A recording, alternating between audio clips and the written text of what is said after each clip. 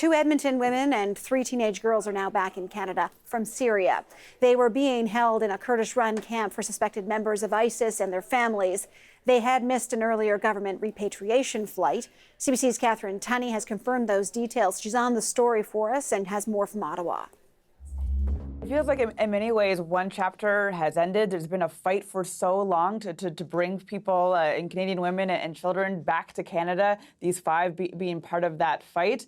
But their story here in Canada is almost kind of just beginning, potentially a legal battle. Speaking to a representative of the family, a lawyer, Lawrence Greenspan, he said he would not be surprised if the women are arrested and if they are placed under a terrorism peace bond.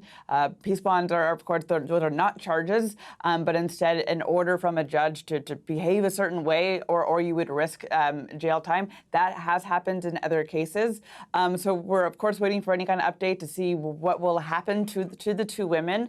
The RCMP would only say that an update is coming later today. Of course, this has been quite a saga for them. They have been in these camps in Syria for years now, camps that are for suspected ISIS members and their families. The federal government did agree to bring 19 Canadian women and children as part of that mix to Canada. That after a very contentious legal battle, there was a flight planned in April. 14 people showed up for that flight, these 5 not being in that mix. They were not there at the pickup point, so they were not able to return at the time. It turned out later, speaking to another lawyer representing the families, saying that they were being held, they were being detained by the Kurdish guards, and they were not brought to the pickup center. And actually, the lawyer goes on to allege that they were mistreated during that period as well. But yesterday, a bit of a breakthrough in the case, and the government did confirmed that they were on their way. And of course, we now know that they are here and the government helped facilitate that. So of course, looking for more details about,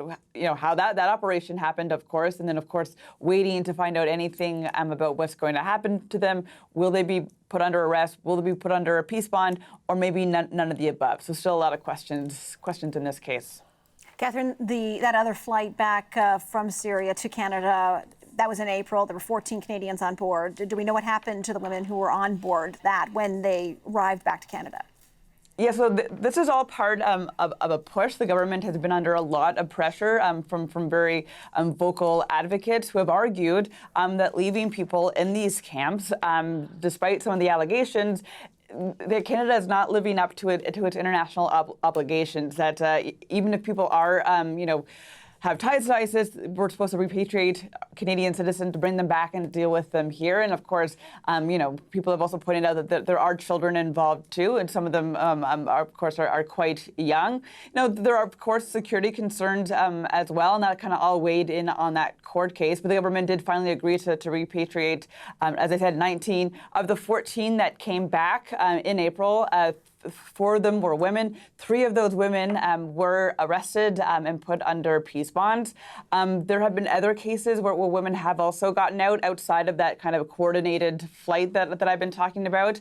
And just 1 woman so far who has returned actually faces terrorism offenses, very severe ones.